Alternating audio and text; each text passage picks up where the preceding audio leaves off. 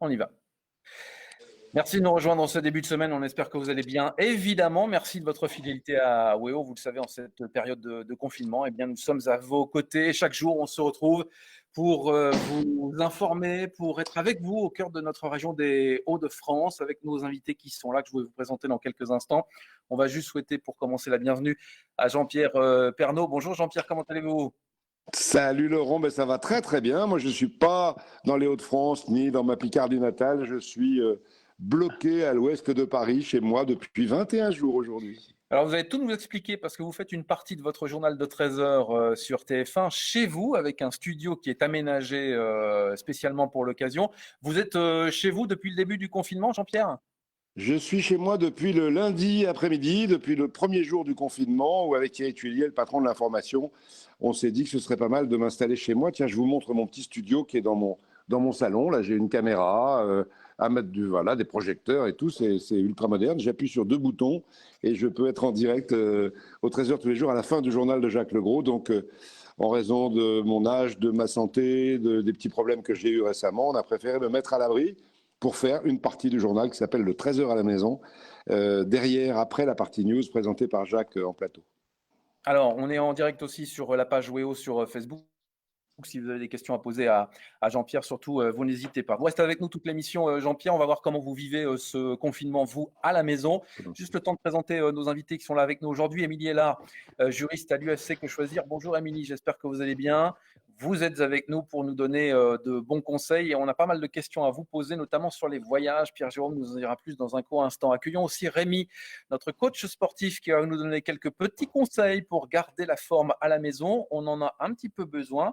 Et puis, il y a aussi Nicolas et Anaïs, qui sont 2 téléspectateurs qui nous ont envoyé un petit mail en disant tiens, j'aimerais participer à l'émission. Voilà, vous êtes avec nous, Nicolas.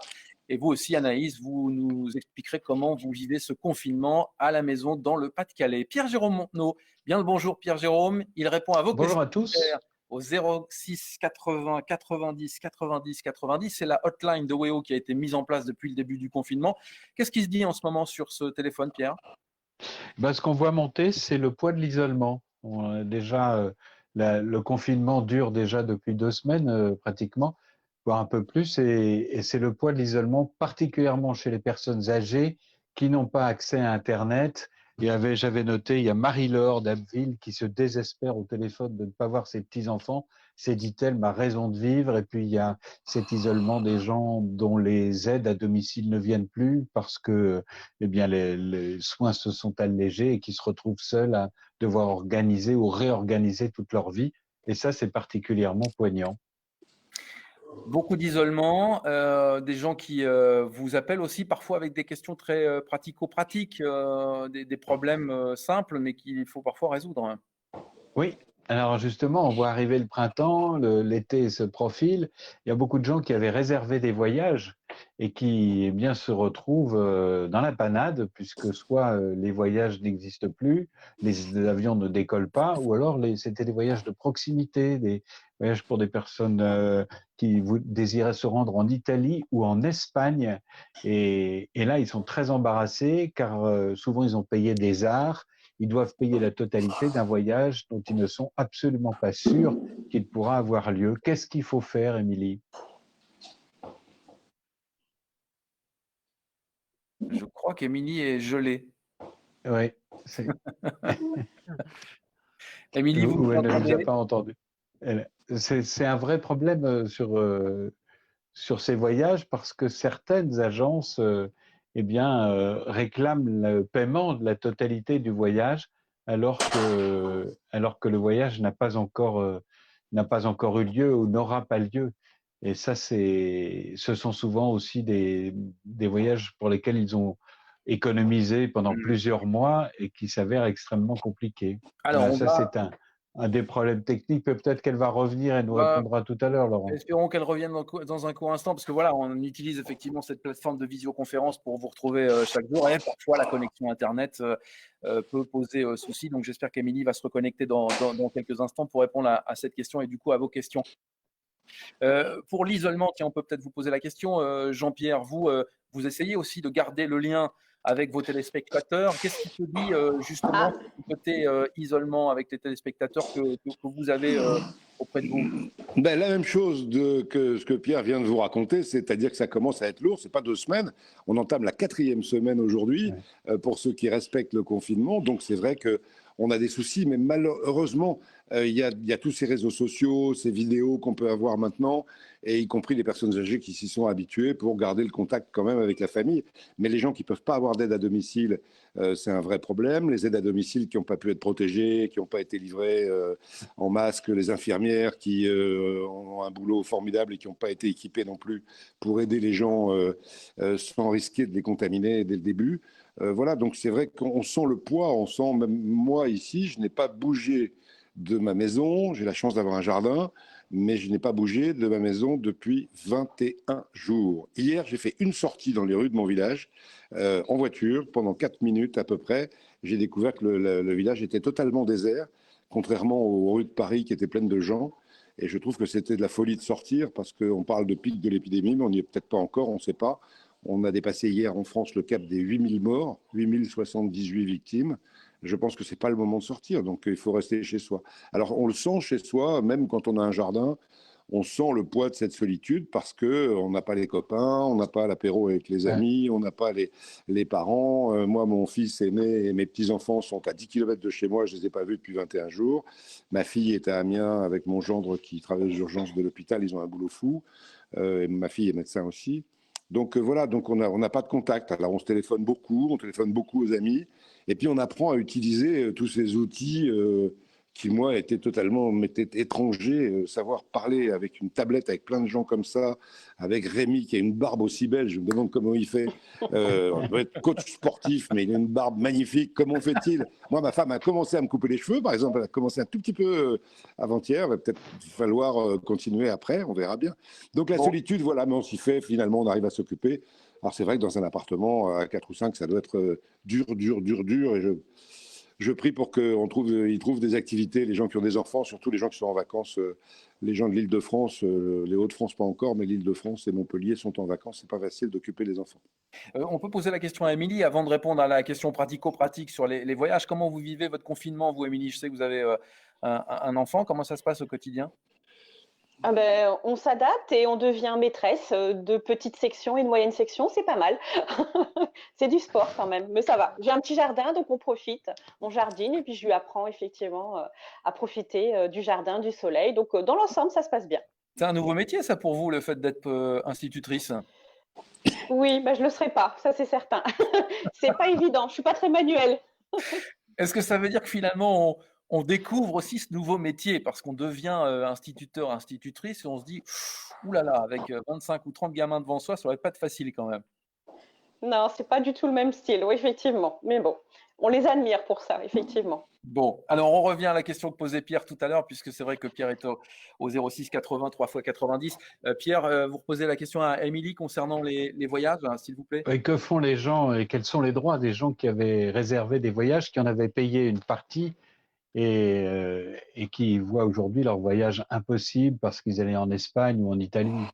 Qu'est-ce qu'ils peuvent dire? Ben, en fait, là, alors, pour les voyages, ce qu'on appelle les prestations touristiques, s'ils ont payé un avoir, ils pourront effectivement demander à transformer cet argent-là. Ils ne pourront pas demander le remboursement. Actuellement, l'ordonnance qui est passée le 25 mars ne permet pas aux consommateurs d'exiger le remboursement des sommes qu'on a déjà versées. Par contre, le professionnel n'a pas le droit de demander le paiement complet du voyage si Oui. celui-ci ne va pas avoir lieu. Donc, le fait est que là, le consommateur peut refuser de payer le solde et de demander à ce que l'acompte qu'il a versé soit transformé en un avoir. Et cet avoir va être valable pendant 18 mois.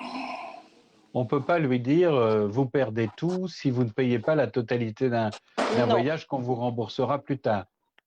non, ça, c'est pas du tout possible. Il est vrai qu'il y a énormément, je le dis, de mensonges de la part de certains professionnels. Il faut bien être clair. Les personnes qui ont souscrit pour un voyage, qui n'ont pas payé la totalité, ils n'ont aucune obligation de payer le solde pour pouvoir bénéficier peut-être de l'avoir. Ce n'est pas du tout le cas, d'accord? Et qu'est-ce qui se passe quand on a réservé un vol sec, un vol d'avion? Alors, Ça, c'est donc, j'aime un bien autre vos cas de questions, oui, figure. effectivement. Voilà, alors là, c'est différent parce que les vols secs ne rentrent pas du tout dans le cadre de la réglementation de l'ordonnance du 25 mars, hein, qui est passée ces derniers jours. Les vols secs, c'est la réglementation européenne. Et donc là, actuellement, si vous êtes effectivement, votre avion est annulé, vous serez normalement remboursé dans un délai de 7 D'accord, jours. Il faut surtout pas, je conseille aux gens, surtout, ne pas annuler soi-même son vol sec, d'accord? Parce que là, sinon, vous n'allez pas pouvoir bénéficier du remboursement. Donc, vous devez patienter. C'est vraiment pas évident, mais il faut patienter, attendre que la compagnie vous informe que le vol est annulé pour pouvoir être remboursé. d'accord. Il est vrai qu'actuellement, on entend beaucoup les compagnies aériennes, parce qu'elles sont dans les mêmes difficultés que les agences de voyage françaises, hein, dire ben non, on vous propose un avoir. Il faut être clair là-dessus. Actuellement, la réglementation européenne n'a pas changé et vous pouvez exiger le remboursement. Après, effectivement, d'ici quelques temps, il y aura peut-être un changement de réglementation, mais pour l'instant, enfin, en tout cas à l'heure actuelle, ce n'est pas le cas. Alors, Merci c'est assez beaucoup. amusant parce que je suis allé, vous savez, il y a une petite application sur internet qui s'appelle Fly Radar 24. Vous voyez, vous suivez en fait tous les avions, hein, qui passent au-dessus, de la France.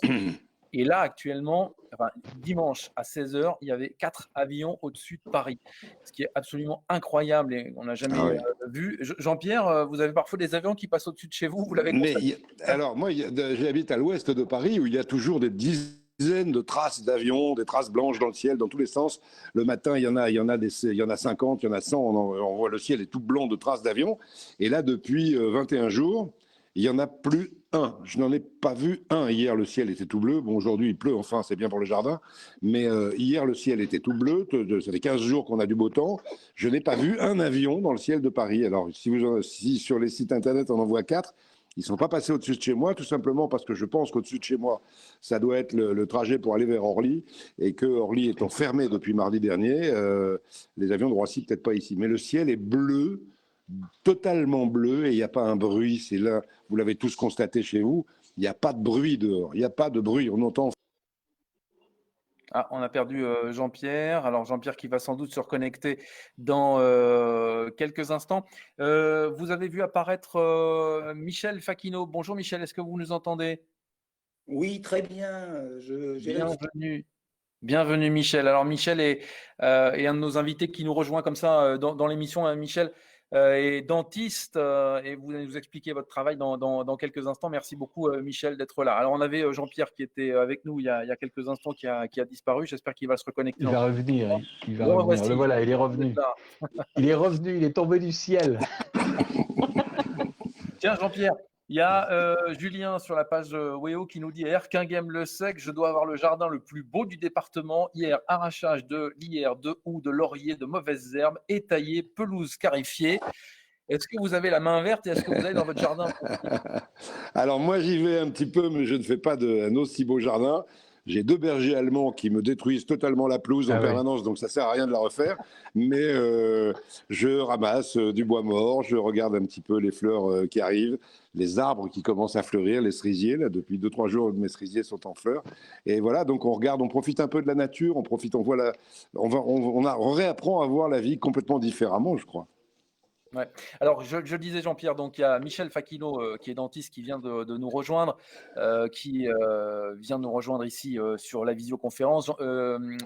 Michel, qui est donc dentiste à Lille. Comment allez-vous, Michel? Je sais que vous avez malheureusement, euh, vous avez attrapé cette maladie, le Covid-19. Comment ça va pour vous?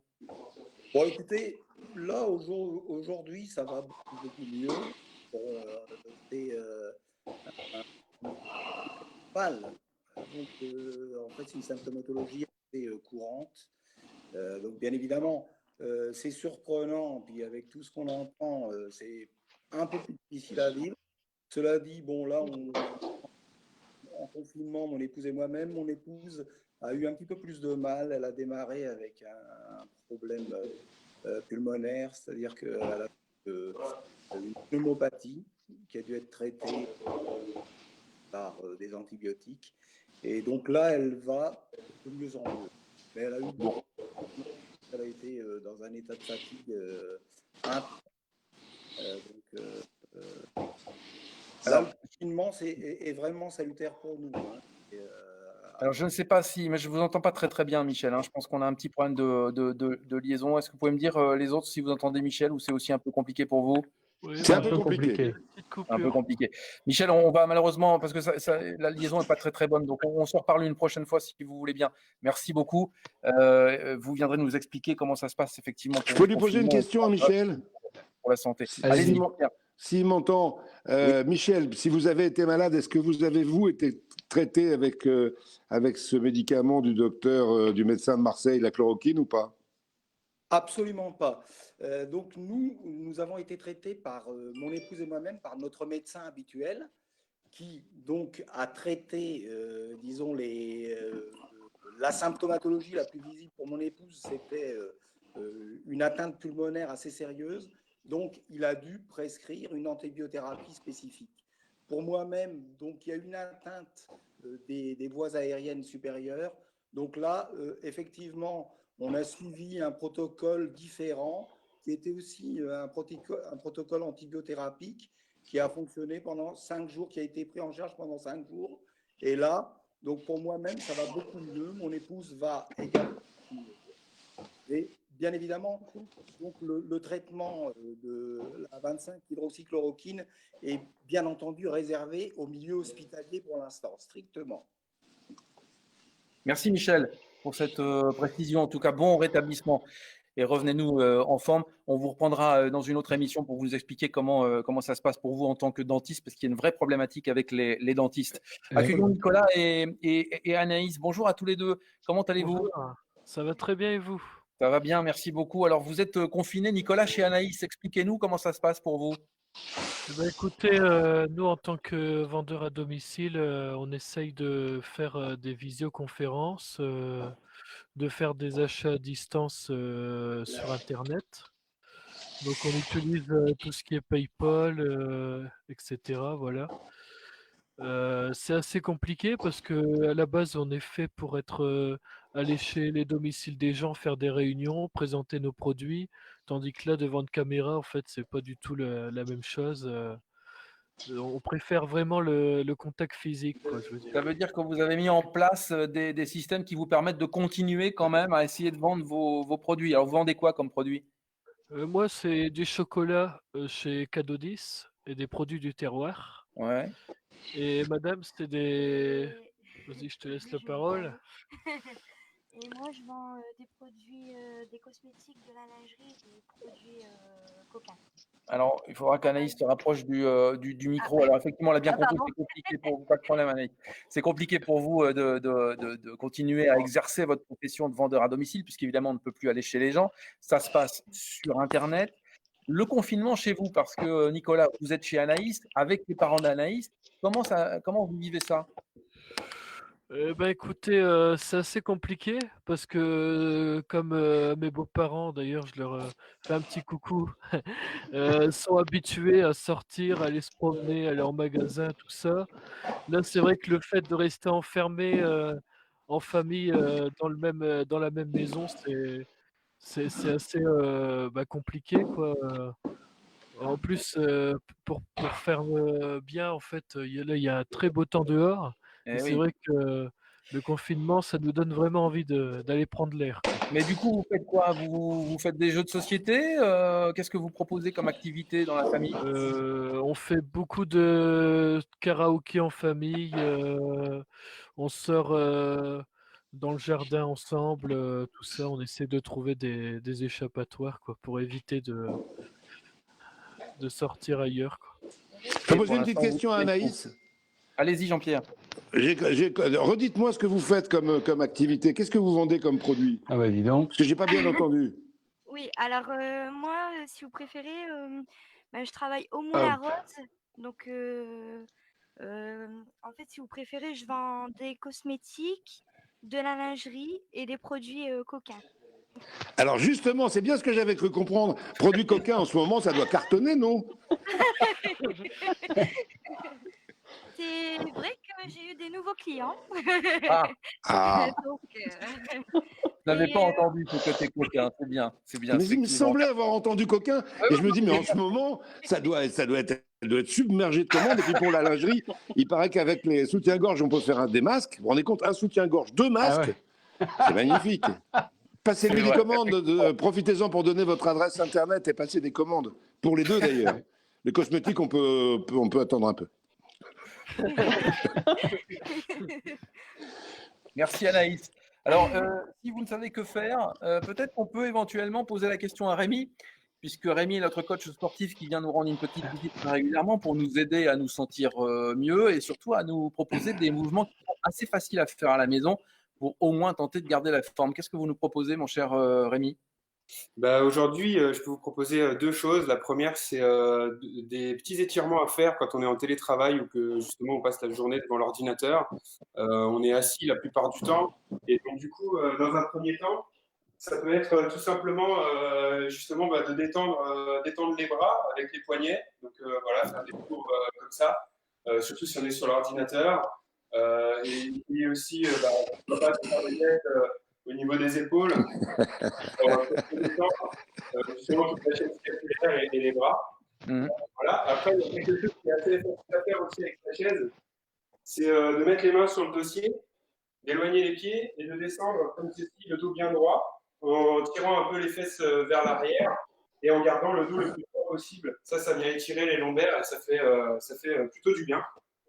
Donc voilà, ça, c'est des choses qu'on peut faire à intervalles réguliers durant sa journée de télétravail, ou pas d'ailleurs, même si on ne fait rien, des jeux vidéo, des choses comme ça peut faire du bien. Quelle fréquence pour ces petits mouvements? On fait ça 2-3 fois par jour, à son rythme, on pousse pas? Ouais, bah en fait, je pense qu'il faut s'imposer quand même, parce que si on se dit je bosse 4 heures et au bout de 4 heures je le fais, on peut voilà, être un petit peu raide. Je pense qu'il ne faut pas attendre d'être raide, c'est comme quand on dit il faut boire avant d'avoir soif. Je pense qu'il vaut mieux s'étirer un petit peu avant de sentir les raideurs dans le dos ou dans les épaules, parce qu'on est comme ça sur les. Ouais, il faut continuer. Jean-Pierre, vous en profitez, vous, pour faire un peu de mouvement, de détente, d'étirement ou pas? Oui, je fais tout ce qu'il a dit tout à l'heure, là, et je fais des mouvements de main, beaucoup. Le reste, pas encore trop, mais en jardinant, j'en fais un petit peu quand même, mais pas beaucoup, c'est vrai. Mais Merci Rémi. Jean-Pierre, on se rappelle, hein, vous êtes quand même toujours présent au 13h depuis chez vous avec votre studio qui a été installé dans votre maison. Ça fait bien longtemps que vous présentez le 13h. Cette situation est totalement inédite. Comment vous la vivez, vous, professionnellement parlant? Ben, je peux vous dire que je la vis très mal, parce que ça fait 32 ans, depuis le 22 février, ça fait 32 ans que je présente cette édition de 13h. Et que, bon, Jacques Legros me remplace toujours pendant les périodes de vacances, lui, depuis 21 ans. Mais d'abord, on n'a jamais travaillé ensemble comme on travaille en ce moment. Lui, l'actualité, moi, la fin du journal, 13h à la maison, une petite partie du journal. Donc, ce n'est pas du tout des vacances, mais c'est dur de ne pas être au bureau, de ne pas être avec mon équipe. Et c'est vrai que mon équipe est assez dispersée. On est une dizaine à peu près à travailler en permanence dans l'équipe du 13h.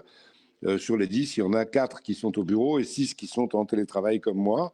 Notamment Dominique Lagrousse-Ampère, on devait lancer là, ce mois-ci l'élection du plus beau marché de France. Ben, évidemment, on a été obligé de la reporter. Je sais que Arras, qui a toujours été bien classé, rêvait peut-être de gagner cette année. Bon, ce sera sans doute l'année prochaine, on l'espère. Voilà, donc on est en télétravail, on a 2 assistantes en télétravail et puis 2 rédacteurs en chef qui, eux, sont toujours au bureau, bien évidemment, avec Jacques Legros le matin. Est-ce que vous l'avez senti venir, ce qu'on l'on vit actuellement, ou bien vous avez été saisi comme tout le monde? Non, je n'ai pas été saisi comme tout le monde. Quand on regardait les informations début janvier sur l'épidémie en Chine, bien évidemment, aujourd'hui, une épidémie qui se développe en Chine, elle va forcément arriver chez nous. Et puis, bon, on a entendu notre ministre de la Santé, Mme Buzyn, le 20 janvier, disant qu'il y avait les risques de contamination en France étaient faibles. Personnellement, ça me paraissait curieux. Le 3 février, un comité scientifique proche du gouvernement nous disait que les risques de contamination étaient faibles. Il y avait déjà des cas en France, semble-t-il. Donc, il y a eu des tas de choses. Là, depuis quelques jours, on nous dit que ce serait bien que les gens portent des masques de tout temps, dans tous les pays du monde un peu développés, comme le Japon, comme la Corée du Sud, etc. On sait que quand il y a des épidémies, on met des masques pour se protéger. En France, on nous a dit le contraire, c'était idiot. Il fallait simplement nous dire qu'il n'y avait pas de masques et qu'il fallait bien évidemment les réserver au personnel médical, qui en manque encore cruellement. On en manque aussi cruellement dans les maisons de retraite d'ailleurs. Mais il fallait les réserver à eux, mais dire aux Français de ne pas sortir sans se masquer le visage, parce que à la fois ça évite de contaminer les autres, et puis ça évite peut-être un petit peu d'être contaminé, tout en respectant d'autres gestes barrières comme le lavage des mains ou la distance d'1 mètre ou 1,50 m, enfin bon, de ne pas être proche des gens. Donc on a suivi ça, donc j'ai pas été surpris par le confinement. À mon avis, il est arrivé un petit peu tard. Je pensais qu'il arriverait une semaine avant, c'est-à-dire dès que la situation a commencé à être grave en Italie. Je pensais que la France serait confinée beaucoup plus vite. Elle ne l'a pas été. Ça a été fait le lendemain du premier tour des élections.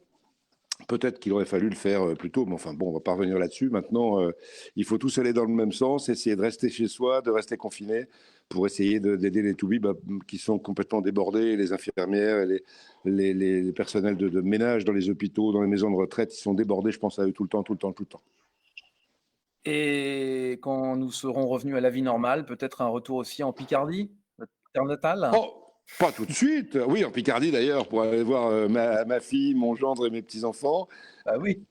Et puis, bien sûr, pour voir toute la région que j'aime, ma cathédrale qui est la plus belle du monde, ma baie de Somme qui est la plus belle du monde, comme nous le racontent si souvent nos équipes de NEP TV avec Sébastien Ambert, Gauthier Delebette, Marion Fiat, François Ouasson, Tanguy Joire et tous les autres, et Thierry Chartier que je salue et tous les autres, qui font un boulot formidable d'ailleurs. Pernot, qui est donc tout à fait objectif, hein, évidemment, sur la Picardie, on l'a bien compris. Merci beaucoup, Jean-Pierre. Merci à vous. On vous retrouve très vite, on vous retrouve au JT demain à partir de 13h. Merci de votre participation, merci beaucoup. Merci aussi à Nicolas, à Naïs, à Rémi qui revient bientôt avec d'autres conseils, à Émilie que l'on salue. Merci aussi à Michel, notre dentiste, qu'on prendra avec nous très rapidement. Et puis Pierre-Jérôme, toujours au 06 80 3 x 90 pour vous appeler. Merci Pierre, à bientôt. À bientôt. Portez-vous bien, à demain. Au revoir. Au revoir. Au revoir.